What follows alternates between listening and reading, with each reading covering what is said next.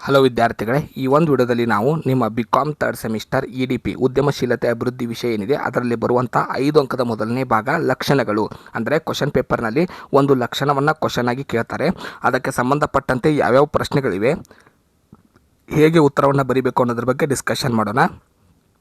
ಈ ವಿಡಿಯೋದಲ್ಲಿ ಪ್ರತಿಯೊಂದು ಕ್ವಶನ್ ಅದರ ಲಕ್ಷಣಗಳನ್ನ ನಾನು ವಿವರಣೆಯನ್ನು ಮಾಡ್ತಾ ಹೋಗ್ತೀನಿ. ಪಾಯಿಂಟ್ ಮತ್ತು ಒಂದು ಲೈನಲ್ಲಿ ಎಕ್ಸ್ಪ್ಲೇಷನ್ನ ಹೇಳ್ತಾ ಹೋಗ್ತೀನಿ. ಹಾಗೆ ಎಕ್ಸ್ಪ್ಲನೇಷನ್ ಓದುವಂಥ ಅವಶ್ಯಕತೆ ಇರೋದಿಲ್ಲ, ಯಾಕಂದರೆ ನೀವು ಓನ್ ಬರೀಬೋದು. ಅದನ್ನು ಅವ್ರಿಗೆ ವ್ಯಾಲ್ಯೂಯೇಷನ್ಗೆ ಪಾಯಿಂಟ್ಸ್ ಮಾತ್ರ ಕೊಟ್ಟಿರ್ತಾರೆ. ಸೊ ಅದರಿಂದ ನೀವು ಪಾಯಿಂಟ್ಸ್ ಓದ್ಕೊಂಡ್ರೆ ಸಾಕು. ಎಕ್ಸ್ಪ್ಲನೇಷನ್ ನೀವು ಓನ್ ಬರಿಬೋದು. ಈ ಲಕ್ಷಣಗಳು, ಈ ಎಲ್ಲ ಕ್ವಶನ್ಗಳು ನಿಮ್ಗೆ ಓದೋದಕ್ಕೆ ಟೈಮ್ ಸಾಲಲ್ಲ, ಟಫ್ ಆಗುತ್ತೆ, ನೆನಪಿಡೋದು ಕಷ್ಟ ಆಗುತ್ತೆ. ಅಂದರೆ ಎಲ್ಲ ಕ್ವಶನ್ನ ಲಕ್ಷಣ ಸೇರಿಸಿ ಒಂದೇ ಪಾಯಿಂಟಲ್ಲಿ ಮಾಡಿದ್ದೀವಿ ಉತ್ತರವನ್ನು. ಅಂದರೆ ಒಂದರದ್ದು ಕ್ವಶನ್ ಅಷ್ಟೇ ನೀವು ಓದ್ಕೊಳ್ಳೋದು. ಅದು ಯಾವ ಕ್ವಶನ್ ಲಕ್ಷಣಗಳ ಮೇಲೆ ಬಂದರೂ ಅದನ್ನೇ ಪಾಯಿಂಟ್ನ ಉತ್ತರ ಬರಿಬೋದು. ಅದಕ್ಕೂ ಕೂಡ ಪೂರ್ತಿ ಅಂಕಗಳನ್ನ ಕೊಡ್ತಾರೆ, ಅದು ನಮ್ಮ ಗ್ಯಾರಂಟಿ. ಈಗ ಭಾಗ 1 ಲಕ್ಷಣಗಳನ್ನ ನೋಡ್ತಾ ಇದ್ದೀವಿ. ಕೆಳಗಡೆ ಡಿಸ್ಕ್ರಿಪ್ಷನಲ್ಲಿ ಯೂಟ್ಯೂಬ್ ಮೆಂಬರ್ಶಿಪ್ ಲಿಂಕ್ನ ಕೊಟ್ಟಿದ್ವಿ. ದಯವಿಟ್ಟು ಮೆಂಬರ್ಶಿಪ್ನ ಜಾಯ್ನ್ ಆಗಿ. ಇದರಿಂದ ನಿಮಗೆ ಅಕ್ಯುರೇಟ್ ಕ್ವಶನ್ ಯಾವುದು ಪೇಪರಿಗೆ ಬಂದಿದೆ, ಹೇಗೆ ಓದಬೇಕು ಮತ್ತು ಯಾವುದೆಲ್ಲ ಕ್ವಶನ್ ಇಂಪಾರ್ಟೆಂಟ್ ಇರುತ್ತೆ ಇವೆಲ್ಲವನ್ನು ನಾವು ಅಲ್ಲಿ ಕೊಡ್ತೀವಿ. ಈಗ ಮೊದಲೇ ಪ್ರಶ್ನೆಯನ್ನು ನೋಡೋಣ. ಉದ್ಯಮಶೀಲತಾ ಅಭಿವೃದ್ಧಿ ಕಾರ್ಯಕ್ರಮಗಳ ಲಕ್ಷಣವನ್ನು ವಿವರಿಸಿರಿ. EDP ಇದು ಉದ್ಯಮಶೀಲತಾ ಅಭಿವೃದ್ಧಿಯ ಕಾರ್ಯಕ್ರಮ. EDPಯ ಲಕ್ಷಣಗಳನ್ನ ವಿವರಿಸಿ ಅಂತ ಇದೆ. ಸೊ ಏನೇನು ಇದೆ ಅಂತ ನೋಡ್ತಾ ಹೋಗೋಣ. ಮೊದಲನೇ ಪಾಯಿಂಟು, ಉದ್ಯಮ ಸಾಹಸಿಗಳ ಗುರುತಿಸುವಿಕೆ. ಸಶಕ್ತ ಉದ್ಯಮಿದಾರರನ್ನ ಗುರುತಿಸಿ ದೊಡ್ಡ ಉದ್ಯಮಿಗಳನ್ನಾಗಿ ನಿರೂಪಿಸುವುದು. ಅಂದರೆ ಉದ್ಯಮ ಸಾಹಸಿಗಳನ್ನ ಕಂಡುಹಿಡಿದು ಅವರನ್ನು ಗುರುತಿಸಿ ಅವರಿಗೆ ಪ್ರೇರೇಪಣೆ ಮಾಡೋದು, ಉದ್ಯಮಶೀಲತೆ ಮಾಡಲಿ ಅಂತ. ಸೊ ಗುರುತಿಸುವುದೇ ಮೊದಲನೇ ಲಕ್ಷಣ. ಪ್ರೇರಣೆ ಒದಗಿಸುವುದು, ಅವರು ಉದ್ಯೋಗವನ್ನು ಮಾಡಬೇಕು, ಉದ್ಯಮವನ್ನು ಮಾಡಬೇಕು, ಹೊಸ ಬಿಸ್ನೆಸ್ಗಳನ್ನು, ಹೊಸ ಐಡಿಯಾಗಳನ್ನ ತಂದು ಬಿಸ್ನೆಸ್ನ ಸ್ಥಾಪನೆ ಮಾಡಬೇಕು. ಈ ರೀತಿಯಾಗಿ ಪ್ರೇರಣೆಯನ್ನು ಅವರಿಗೆ ಕೊಡೋದು. ತರಬೇತಿ ನೀಡುವುದು, ಯಾವ ರೀತಿ ಉದ್ಯಮವನ್ನು ಮಾಡಬೇಕು, ಹಣಕಾಸನ್ನು ಹೆಂಗೆ ಸಂಗ್ರಹಿಸಬೇಕು, ವಸ್ತುಗಳನ್ನ ಹೇಗೆ ಉತ್ಪಾದನೆ ಮಾಡಬೇಕು, ಯಾವೆಲ್ಲ ಪರವಾನಗಿಗಳನ್ನ ಪಡ್ಕೋಬೇಕು. ಸೊ ಇದ್ರ ಬಗ್ಗೆ ತರಬೇತಿ ಅವಶ್ಯಕತೆ ಇರುತ್ತೆ, ಅವರು ತರಬೇತಿಯನ್ನು ನೀಡ್ತಾರೆ. ಪ್ರಾಜೆಕ್ಟ್ ತಯಾರಿಕೆ, ತಾವು ಮಾಡಬೇಕಾಗಿರುವಂಥ ಉದ್ಯಮಕ್ಕೆ ಎಷ್ಟು ಬಂಡವಾಳದ ಅವಶ್ಯಕತೆ ಇದೆ, ಎಷ್ಟು ಲೇಬರ್ಸ್ ಅವಶ್ಯಕತೆ ಇದೆ, ಯಾವ ರೀತಿ ಉತ್ಪಾದನೆ ಆಗುತ್ತೆ, ವೆಚ್ಚ ಎಷ್ಟಾಗುತ್ತೆ, ಲಾಭ ಎಷ್ಟಾಗುತ್ತೆ, ಇದನ್ನು ಪ್ರಾಜೆಕ್ಟ್ ತಯಾರಿಕೆಯನ್ನು ವರದಿಯನ್ನು ತಯಾರು ಮಾಡೋದು.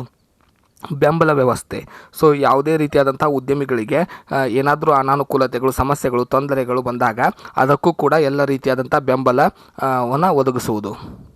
ಸಂಸ್ಥೆಗಳ ನಡುವೆ ಸಂಪರ್ಕ ಜಾಲ, ಸೊ ಬೇರೆ ಬೇರೆ ಸಂಸ್ಥೆಗಳ ಪಂಡಿತರು, ಅಂದರೆ ಅದರ ಬಗ್ಗೆ ನಾಲೆಜ್ ಇರುವಂಥ ವ್ಯಕ್ತಿಗಳ ಬಳಸ್ಕೊಂಡು ಅವ್ರಿಗೆ ಒಬ್ಬರಿಗೊಬ್ಬರಿಗೆ ಕನೆಕ್ಷನ್ನ ಏರ್ಪಡಿಸುವುದು. ಸಲಹೆ ಹಾಗೂ ಮಾರ್ಗದರ್ಶನ, ಸಲಹೆಯನ್ನು ನೀಡುವುದು, ಮಾರ್ಗದರ್ಶನವನ್ನು ಕೊಡುವುದು, ಯಾವ ರೀತಿ ಉದ್ಯಮ ನಡೆಸಬೇಕು ಅನ್ನೋದನ್ನು ತಿಳುವಳಿಕೆಯನ್ನು ನೀಡುವುದು, ಯಾವ ರೀತಿಯಾಗಿ ಸಂಸ್ಥೆಯನ್ನು ಬೆಳೆಸಬೇಕು, ಯಾವ ರೀತಿಯಾಗಿ ವ್ಯವಹಾರನ ನಡೆಸಬೇಕು ಅನ್ನೋದ್ರ ಬಗ್ಗೆ ತಿಳಿಸುವುದು, ಸಲಹೆ ಮತ್ತು ಮಾರ್ಗದರ್ಶನ.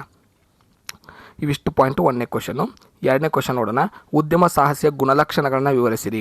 ಸೊ ಒಬ್ಬ ಉದ್ಯಮ ವ್ಯಕ್ತಿ ಯಾವ ರೀತಿ ಇರಬೇಕು. ಅಪಾಯವನ್ನು ಎದುರಿಸುವ ಸಾಮರ್ಥ್ಯ, ಯಾವುದೇ ಒಬ್ಬ ಉದ್ಯಮಿ ಆಗಲಿ ತಾನು ಸ್ಥಾಪಿಸಿದ ಉದ್ಯಮದಿಂದ ಲಾಭವನ್ನೇ ಮಾಡುತ್ತೆ ಅನ್ನೋದು ಖಚಿತ ಇರೋದಿಲ್ಲ. ಆದ್ದರಿಂದ ಅವನಿಗೆ ನಷ್ಟ ಆದರೂ ಕೂಡ, ಅದರಿಂದ ಅಪಾಯ ಇದ್ದರೂ ಕೂಡ ಅದನ್ನು ಎದುರಿಸುವಂಥ ಶಕ್ತಿ ಇರಬೇಕು. ಯಾಕಂದರೆ ಅಪಾಯದ ಪ್ರತಿಫಲವೇ ಲಾಭ ಆಗಿರುತ್ತೆ. ನಾವೀನ್ಯತೆ, ಹೊಸ ವಿಚಾರಗಳನ್ನು, ಹೊಸ ಯೋಜನೆಗಳನ್ನ ರೂಪಿಸುವುದರ ಮೂಲಕ ತನ್ನ ವ್ಯವಹಾರ ಸಂಸ್ಥೆಯನ್ನು ಬೆಳೆಸೋದಕ್ಕೆ ಅವತ್ತ ಪ್ರಯತ್ನ ಮಾಡ್ತಾ ಇರಬೇಕು.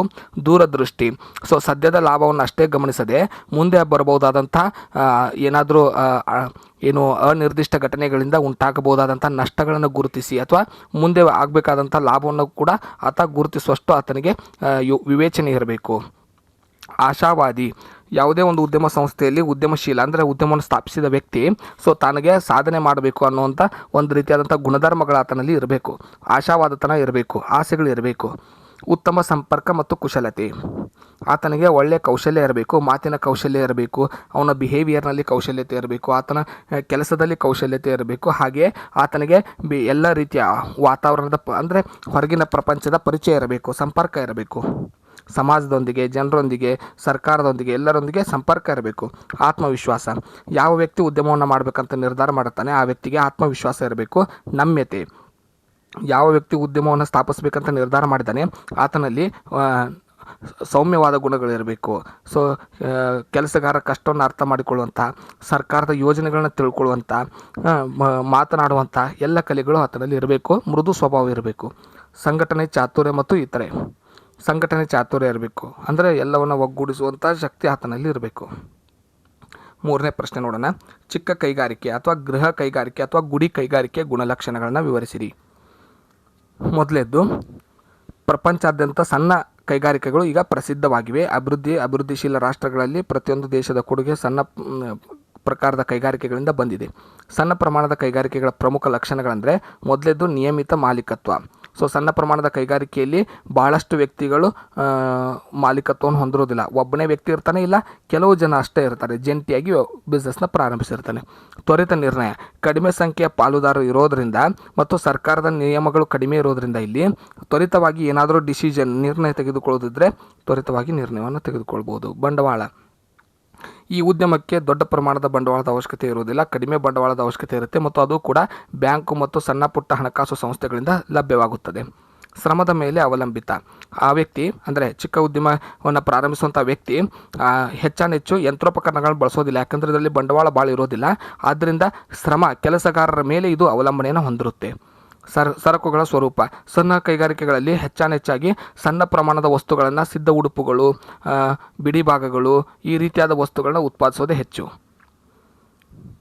ಸ್ಥಾನ, ಸಣ್ಣ ಪ್ರಮಾಣದ ಕೈಗಾರಿಕೆಗಳು ಇವು ಪೂರ್ತಿ ನಗರನೂ ಅಲ್ಲ, ಪೂರ್ತಿ ಹಳ್ಳಿನೂ ಅಲ್ಲ, ನಗರಗಳಲ್ಲಿ ಹೆಚ್ಚಾಗಿ ಕಂಡುಬರುತ್ತವೆ ಮತ್ತು ಕಡಿಮೆ ಬೆಲೆಯಲ್ಲಿ ಸಿಗುವಂಥ ಭೂಮಿಯಲ್ಲಿ ಈ ರೀತಿಯಾದಂಥ ಉದ್ಯಮಗಳು ಹೆಚ್ಚಾಗಿ ಇರುತ್ತವೆ. ತಂತ್ರಜ್ಞಾನದ ಬಳಕೆ, ಇವು ಸಣ್ಣ ಉದ್ಯಮಿಗಳಾದರೂ ಸಹಿತ ಇವು ತಂತ್ರಜ್ಞಾನವನ್ನು ಬಳಸುತ್ತವೆ, ಆದರೂ ಕೂಡ ಹೆಚ್ಚಾಗಿ ಶ್ರಮದ ಮೇಲೆ ಇವು ಅವಲಂಬಿತವಾಗಿರುತ್ತದೆ. ತಂತ್ರಜ್ಞಾನದ ಕೊರತೆ ಇಲ್ಲಿ ಇರುತ್ತೆ, ಅಂದರೆ ದೊಡ್ಡ ದೊಡ್ಡ ಯಂತ್ರೋಪಕರಣಗಳನ್ನ ಇಲ್ಲಿ ಬಳಸೋದಿಲ್ಲ. ಸಣ್ಣ ಪುಟ್ಟ ಯಂತ್ರೋಪಕರಣಗಳನ್ನ ಸಣ್ಣ ಪುಟ್ಟ ಶ್ರಮದ ಮೂಲಕ ತಂತ್ರಜ್ಞಾನವನ್ನು ಬಳಸ್ತಾರೆ, ಕೌಶಲ್ಯವನ್ನು ಹೆಚ್ಚೇ ಬಳಸ್ತಾರೆ. ಆರ್ಥಿಕ ವ್ಯವಸ್ಥೆ ಅಭಿವೃದ್ಧಿ, ಸಣ್ಣ ಪ್ರಮಾಣದ ಕೈಗಾರಿಕೆಗಳು ದೇಶದ ಆರ್ಥಿಕ ಅಭಿವೃದ್ಧಿಗೆ ಅನೇಕ ರೀತಿಯಂಥ ಕೊಡುಗೆಗಳನ್ನು ನೀಡಿವೆ. ಉದಾಹರಣೆಗೆ ಈಗ ಹೇಳೋದಾದರೆ ಸಣ್ಣ ಉದ್ಯಮಿಗಳಲ್ಲಿ ಯಂತ್ರೋಪಕರಣ ಬಳಸೋದ್ರ ಬದಲಾಗಿ ಕಾರ್ಮಿಕರನ್ನು ಬಳಸ್ತಾರೆ, ಇದರಿಂದ ಆರ್ಥಿಕ ವ್ಯವಸ್ಥೆಯಲ್ಲಿ ಅಭಿವೃದ್ಧಿ ಉಂಟಾಗುತ್ತದೆ. ಸಮತೋಲಿತ ಆಧಾರಿತ ಅಭಿವೃದ್ಧಿ, ಸೊ ಇದರಿಂದ ಏನಾಗುತ್ತೆ, ಹಳ್ಳಿಗಳಲ್ಲಿ ಮತ್ತು ನಗರಗಳಲ್ಲಿ ಎರಡೂ ಭಾಗಗಳಿನ ಜನರಿಗೆ ಉದ್ಯೋಗ ಸಿಗುತ್ತೆ. ಈ ರೀತಿಯಾಗಿ ಇಲ್ಲಿ ಆರ್ಥಿಕ ಅಭಿವೃದ್ಧಿ ಏನಿದ್ರೂ ಸಮತೋಲಿತವಾಗಿ ಬೆಳೆಯುತ್ತೆ. ಕೇವಲ ಒಂದೇ ಕ್ಷೇತ್ರ, ಒಂದೇ ಸ್ಥಳ, ಒಂದೇ ಜನಾಂಗದ ವ್ಯಕ್ತಿಗಳಿಗೆ ಮಾತ್ರ ಇದು ಸೀಮಿತ ಆಗಿರುವುದಿಲ್ಲ. ಇನ್ನು ನೆಕ್ಸ್ಟ್ ಪ್ರಶ್ನೆ, ಕ್ರಿಯಾ ಯೋಜನೆ ಅರ್ಥ ಹಾಗೂ ಗುಣಲಕ್ಷಣ ವಿವರಿಸಿರಿ. ಕ್ರಿಯಾ ಯೋಜನೆ ಅಂದರೆ ಒಂದು ನಿರ್ದಿಷ್ಟ ನಿಯೋಜಿತ ಕಾರ್ಯವನ್ನು ಕಾರ್ಯಗತಗೊಳಿಸುವ ಒಂದು ಸಾಧನ ಅಥವಾ ಕಾರ್ಯವಾಗಿದೆ. ಕ್ರಿಯಾ ಯೋಜನೆ ನಿರ್ದಿಷ್ಟ ಉದ್ದೇಶಗಳನ್ನು ಈಡೇರಿಸುವ ಕಾರ್ಯಚಟುವಟಿಕೆ ಕಲ್ಪನೆಯಾಗಿದೆ. ಗುಣಲಕ್ಷಣಗಳನ್ನು ನೋಡೋಣ. ಕ್ರಿಯಾ ಯೋಜನೆ ಒಂದು ಬದಲಾವಣೆಯ ಸಾಧನವಾಗಿದೆ. ಒಂದು ಘಟಕದ ಪ್ರಾರಂಭವನ್ನು ಮತ್ತು ಅಂತ್ಯವನ್ನು ನಿಖರವಾಗಿ ರೂಪಿಸುತ್ತದೆ. ಇದೊಂದು ಸರಳ ವಿಧಾನವಾಗಿದೆ ಮತ್ತು ಪರಿಣಾಮ ನೀಡುವ ಶಕ್ತಿಯನ್ನು ಹೊಂದಿದೆ. ಎಲ್ಲ ವಿಧದಿಂದ ಇದು ಅನನ್ಯವಾಗಿದೆ. ಒಬ್ಬ ವ್ಯಕ್ತಿಯ ಅಥವಾ ಕೆಲವೊಂದು ಗುಂಪಿನ ಪರಿಶ್ರಮದಿಂದ ಇದು ರಚನೆಯಾಗುತ್ತದೆ.